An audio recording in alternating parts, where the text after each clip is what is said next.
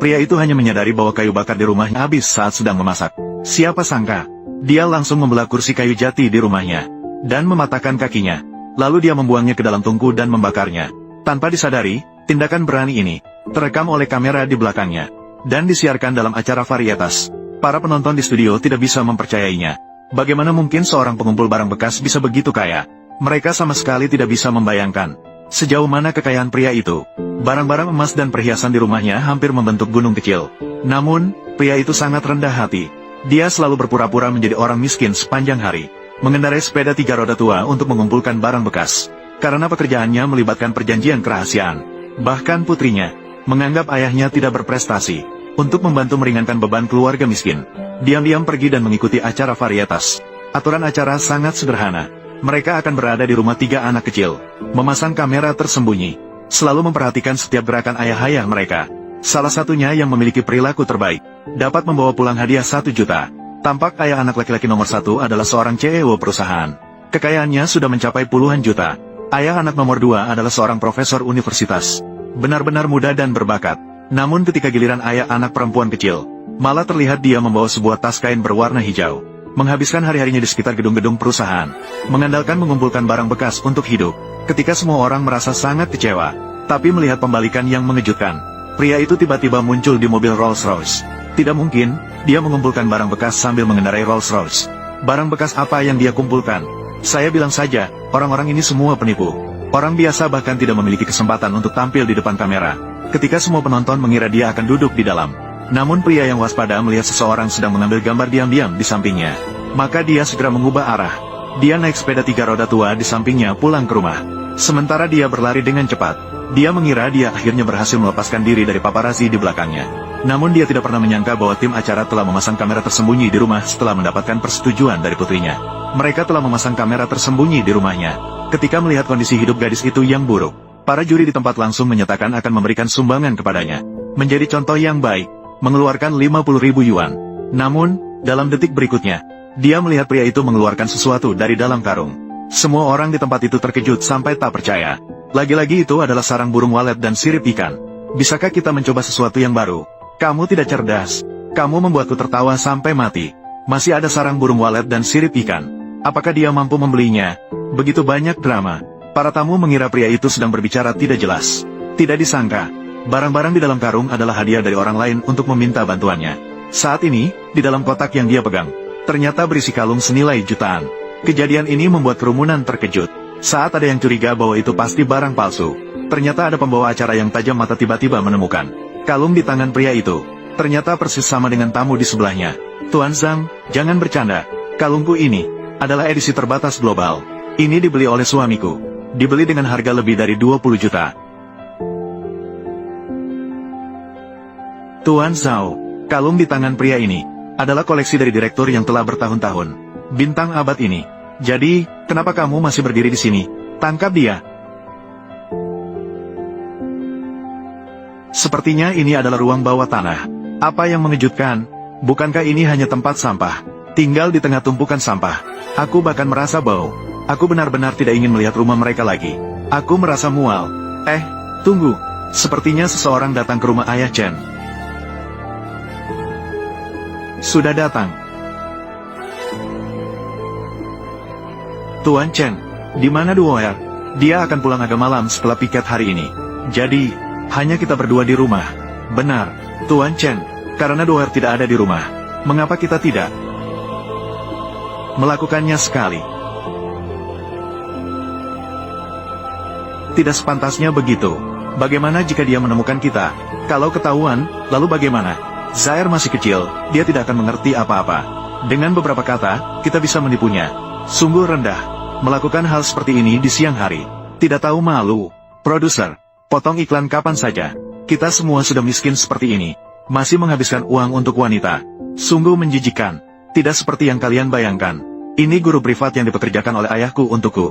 Dia akan datang ke rumahku setiap hari untuk memberikan pelajaran tambahan. Masih punya uang untuk guru privat. Kita semua sudah miskin seperti ini.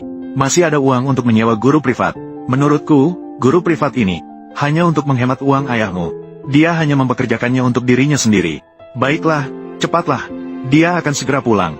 Jangan terburu-buru, Pak Chen. kamu duluan pergi dan tarik tirai.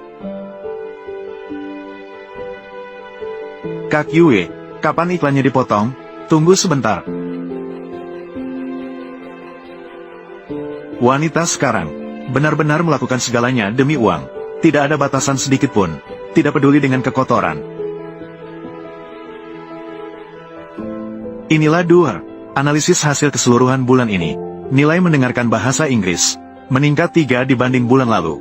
Lalu, bagaimana dengan hasil keseluruhan? Nilai matematika sama dengan bulan lalu. Dan bulan lalu, semuanya mendapatkan nilai sempurna. Ujian bahasa Mandarin bulan ini, mengapa dikurangi begitu banyak poin? Esai Duer kali ini, tidak ditulis dengan baik. Namun, pakar bahasa Mandarin kami, sudah melakukan analisis. Esai Duer kali ini, ditulis dengan sedikit keluar dari topik. Panggil semua pakar esai kalian. Esai kalian, semuanya panggil masuk. Pak Chen, suami. Nilai esai putri saya kali ini, mengapa dikurangi begitu banyak poin? Pak Chen, saya sudah menganalisis ujian kali ini, bukan karena kemampuan esai putri Anda, kemampuan menulis esai yang kurang, tetapi karena topik esainya, mengenai ibu anak. Sepertinya anak itu tidak memiliki ibu. Jadi itulah yang menyebabkan topiknya menjadi menyimpang. Oh begitu, semuanya salahku. Setiap kali dia bertanya tentang ibunya, aku selalu menghindarinya. Sebenarnya dia tidak benar-benar tidak memiliki ibu. Hanya saja, sudahlah, mengapa harus mengatakan ini kepada kalian? Manfaatkan waktu sebaik mungkin. Berikan putriku lagi. Buatlah rencana bimbingan menulis untuknya. Baik, Pak Chen. Saya akan segera melakukannya. Mama, mengapa, ayah, pergi ke rumahnya? Jangan bicara. Oh, Nyonya Liu, suamimu bukan profesor universitas. Mengapa terlihat seperti guru pribadi keluarga mereka? Meskipun menerima pekerjaan pribadi, tidak boleh begitu pemilih makanannya. Kamu ngomong apa sih? Sesuai dengan situasi saat ini, pasar sumber daya pendidikan, seperti tingkat seperti Ayah Li ini, profesor ahli, bukan keluarga biasa, mampu mempekerjakannya. Hai teman-teman penonton, tim acara kami baru saja mendapatkan konfirmasi. Baru saja muncul di rumah Doro, guru privat wanita cantik. Identitas aslinya, sebenarnya adalah seorang pendidik terkenal internasional, profesor pendidikan di Universitas Harvard, Qin Yue. Ini juga merupakan kali pertama dia pulang ke negara. Sementara guru-guru lain di luar sana, semuanya juga adalah ahli terkenal di berbagai bidang di dalam negeri, profesor terkenal. Selain itu, kami juga menghubungi kepala sekolah Doer, mendapatkan laporan nilai dia. Silakan lihat semua orang. Kamu ada masalah apa sih? Kamu bahkan tidak bisa lulus sebagai pemulung. Kamu bahkan tidak bisa lulus ujian. Menghabiskan uang untuk lesmu dengan sia-sia. Sungguh tidak terduga. Hasil belajar kita di Doer, ternyata dia peringkat pertama di kelas. Permisi, Doer, guru cantik di layar ini. Dia datang ke rumah setiap hari. Apakah dia memberimu les? Ya, setiap hari setelah pulang sekolah, dia sudah menunggu di rumah. Guru Qin Yue sudah menunggu di rumah. Tidak mungkin. Rumahnya sangat miskin. Bagaimana mungkin dia bisa membayar? Banyak ahli dan profesor seperti itu. Apakah tim program Anda melakukan kesalahan? Rumahnya hanya tempat pengepul barang bekas. Saya juga merasa sangat mencurigakan. Ruang bawah tanah di rumah. Dia mati duluan. Sepertinya belum pernah melayani pribadi sebelumnya. Sebenarnya, tidak sulit untuk mengetahui kebenaran tentang hal ini. Cukup minta pada Nyonya Liu untuk menelepon suaminya. Tanyakan, maka semuanya akan diketahui. Halo, suami, istri, aku sedang sibuk sekarang. Tim menerima pesanan dari seseorang yang penting. Biarkan saya mengatur jadwal les untuk putri mereka. Menyusun rencana les. Saya harus segera menyelesaikannya sekarang. Terlebih dahulu terputus. Tidak mungkin, Nyonya Liu. Suami Anda adalah seorang profesor universitas yang terhormat. Akan membantu seorang siswa SD dalam menulis. Semuanya, cepat lihat. Ayah Chen masuk ke ruang bawah tanah lagi. Sayang sekali, kami tidak pernah memasang kamera di ruang bawah tanah milik Mer. Chen, ruang bawah tanah di rumah, memasang kamera pengawas. Tidak tahu apa yang terjadi di dalam. Ambil semuanya. Toh, Qin Laoshi, mengajar putri saya les juga tidak mudah. Qin Laoshi, sedikit hadiah sebagai tanda penghormatan. Jangan meremehkan. Semua sumber daya pendidikan. Atau, saya membantu Anda. Tidak perlu. Kekuatan pengetahuan. Sungguh luar biasa. Tas jerami milik Ayah Chen. Terlihat sangat berat. Pastinya penonton ingin tahu. Baiklah, saya terima. Selanjutnya, kami akan memberikan sorotan kepada wartawan di luar lapangan. Mari kita ikuti mereka. Menyelidiki. Nyonya Qin, kami adalah jurnalis dari stasiun televisi. Kami ingin melakukan wawancara singkat dengan Anda. Kami mendengar, saat ini Anda sedang membantu seseorang dalam mengumpulkan barang-barang bekas. Alasan sebenarnya, membuat tim Anda begitu profesional, memberikan segalanya, untuk membimbing seseorang, anak perempuan orang biasa.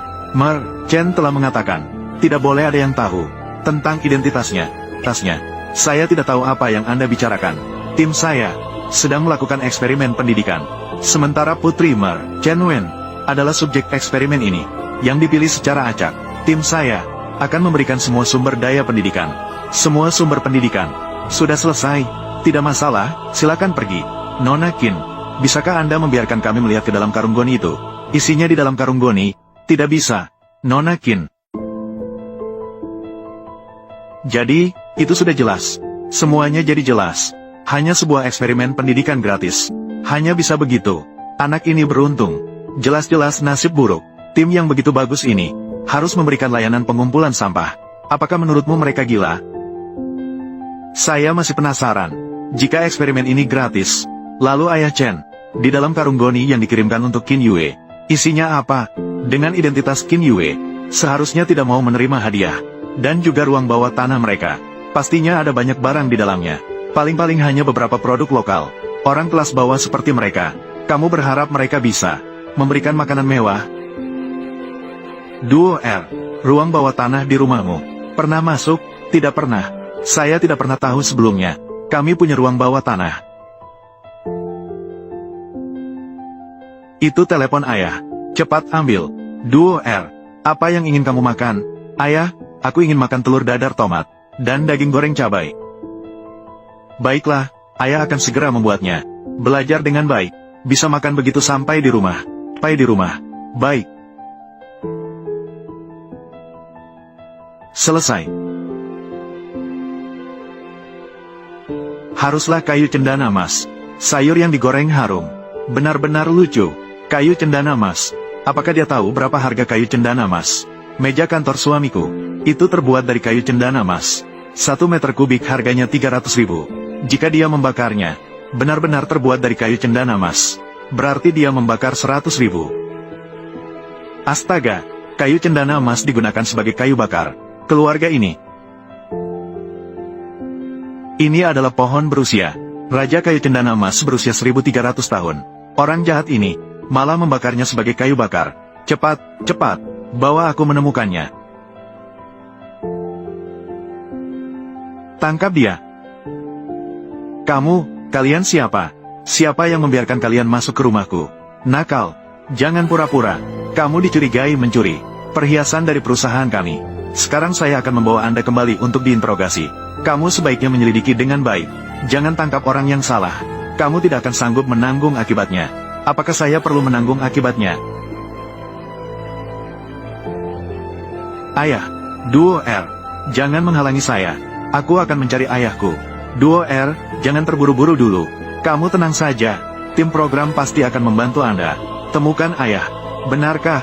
Kamu beritahu Bibi dulu. Orang-orang yang menangkap ayahmu tadi. Apakah kamu kenal mereka? Mengenal atau tidak mengenal sudah tidak penting lagi. Kamu tidak mendengar apa yang dikatakan lawan bicaramu.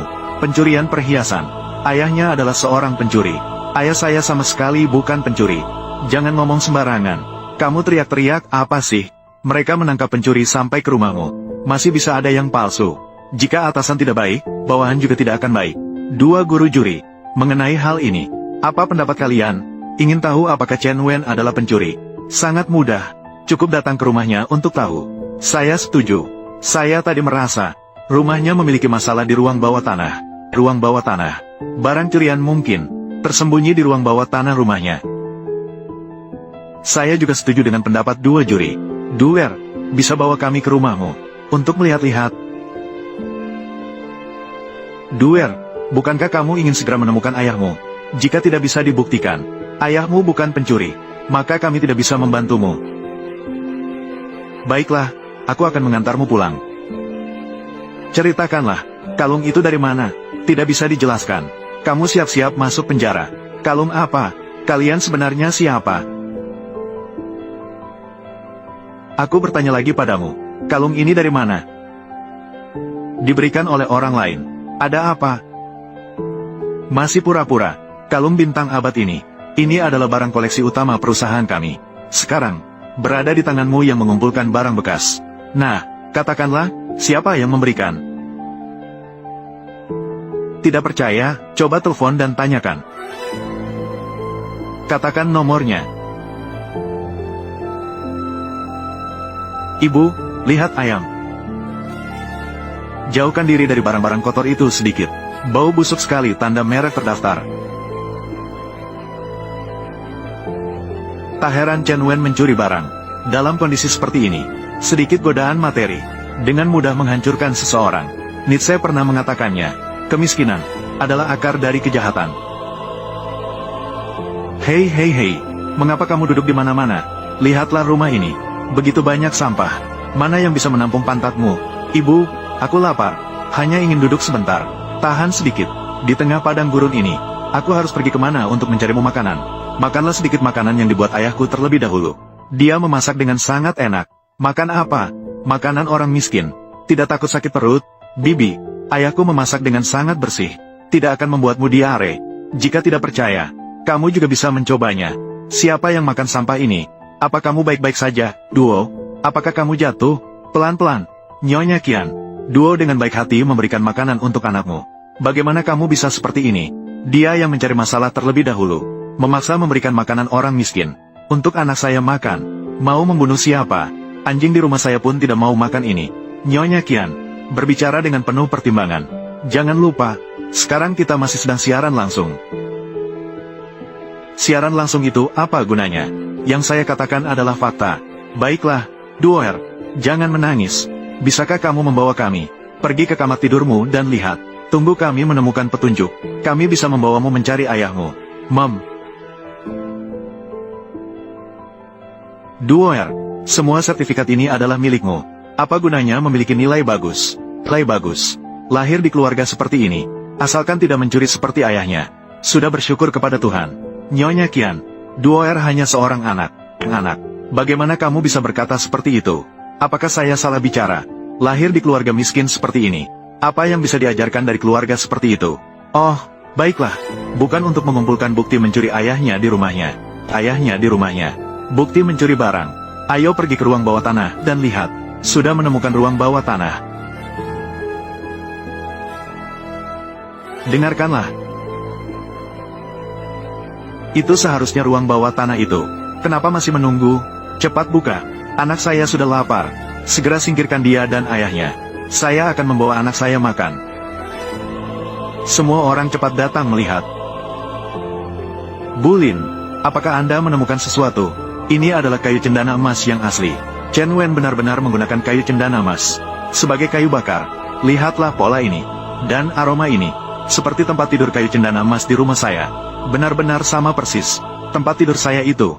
Tetapi suami saya membelinya dengan harga jutaan untuk disesuaikan. Bagaimana mungkin? Kayu cendana emas yang asli sangat berharga. Hanya orang yang otaknya rusak yang akan membakarnya sebagai kayu bakar. Ini pasti palsu. Ini bukan kayu cendana emas yang asli. Ini adalah kayu cendana emas. Kayu dari jenis pohon ini sangat mirip dengan kualitas kayu cendana emas. Sangat mirip. Lihatlah pola di atasnya. Hampir tidak bisa dibedakan antara asli dan palsu. Meskipun keduanya mirip, tapi harganya jauh berbeda. Harga cendana emas di pasar tidak seperseribu dari pohon cendana. Aku sudah bilang, si miskin itu masih bisa membeli pohon cendana. Potongan kayu sampah. Bakar saja. Berhenti. Ah, guru, jangan diselamatkan, sudah terbakar habis. Tua-tua, siapa kamu? Membuatku ketakutan. Kalian semua bodoh. Membuang-buang harta karun. Ini adalah raja pohon cendana. Kalian malah membakarnya sebagai kayu bakar. Tuan tua, apakah Anda salah paham? Ini bukan pohon cendana. Ini adalah cendana emas. Kamu ini cendana emas. Kalian semua buta. Suamiku, dengan benda ini, sudah berurusan setengah hidup. Apakah ini pohon cendana? Aku langsung tahu. Siapa lagi kalau bukan si tua ini? Pembawa acara, usir dia. Terlalu berisik, Tuan Tua. Potongan kayu ini, aku sudah memeriksanya. Ini memang kamfer emas. Tolong keluar. Tim program kami sedang siaran langsung. Siaran langsung. Kamu yang menilainya. Sebatang kayu. Saya ingin menggunakan identitas saya. Masih berhak menilai. Kamu punya kualifikasi apa? Kamu tahu siapa saya? Guruku. Dia adalah Presiden Asosiasi Barang Antik Nasional. Pakar penilai barang antik paling berwibawa di dalam negeri. Kualifikasi apa yang Anda miliki? Berdebat dengan tuanku. Tuan Tua. Jangan usil. Tidak peduli siapa kamu. Ini tidak ada hubungannya denganmu. Kalian merusak harta langka. Ini berhubungan dengan saya. Kamu tahu berapa harga sebatang kayu ini? Ini adalah kayu emas dengan usia 1300 tahun. Raja kayu emas. Yang satu ini, setidaknya senilai 3 juta. Satu kaki kursi senilai 3 juta. Sepertinya kamu gila. Kamu masih jadi presiden asosiasi barang antik. Kamu tua-tua keladi. Kalau ini kayu emas, saya memakannya. Saya ingat saat itu. Chen Wen karena kehabisan kayu bakar. Maka kembali ke ruang bawah tanah. Ambil kursi dan belah menjadi kayu bakar. Mungkin ada ruang bawah tanah. Masih ada satu kursi yang sama. Ingin tahu apakah itu kayu cendana mas? Mari kita buka ruang bawah tanah. Maka akan jelas. Apa maksud kalian? Ada kursi seperti itu yang masih utuh. Apakah kakek ini tuli? Tadi tidak dengar pembawa acara bilang. Apakah masih ada ruang bawah tanah? Buka dan lihat saja. Tidak bisa dibuka. Duer, apa yang kau lakukan? Ruang bawah tanah ini. Ayah bahkan tidak memberitahuku. Menunjukkan di sini. Ada rahasia ayahku. Kalian ingin membuka. Harus dengan izin ayahku. Kenapa kalian ribut begitu? Kau pikir kami ingin masuk ruang bawah tanah di rumah kalian? Mungkin di dalamnya ada tumpukan sampah. Duer, bukankah kau ingin tahu? Apakah ayahmu pencuri? Buka ruang bawah tanah dan lihat saja. Tidak bisa. Kecuali ayahku pulang. Dia akan membuka sendiri untuk kalian lihat. Apa yang terjadi dengan kalian? Tidak bisa mengendalikan bahkan seorang anak kecil pun. Aku datang. Pindahlah. Aku tidak mengizinkan. Ini adalah rumahku. Aku tidak mengizinkan kalian masuk. Kalian telah menjatuhkannya. Makanan yang dibuat oleh ayahku. Sekarang masih ingin masuk ruang bawah tanah ayahku. Aku benci kamu. Kamu adalah orang jahat. Jika berbicara tentang kejahatan, siapa bisa menandingi ayahmu? Tidak berani membiarkan kami masuk ke ruang bawah tanah. Ke ruang bawah tanah. Karena ayahmu menyembunyikan barang curian. Pergi. Hari ini aku akan membiarkan semua penonton di seluruh negara melihat wajah asli kalian berdua, ayah dan putri. Masih ingin mendapatkan hadiah. Anda berdua pantas mendapatkannya. Tidak bisa membukanya.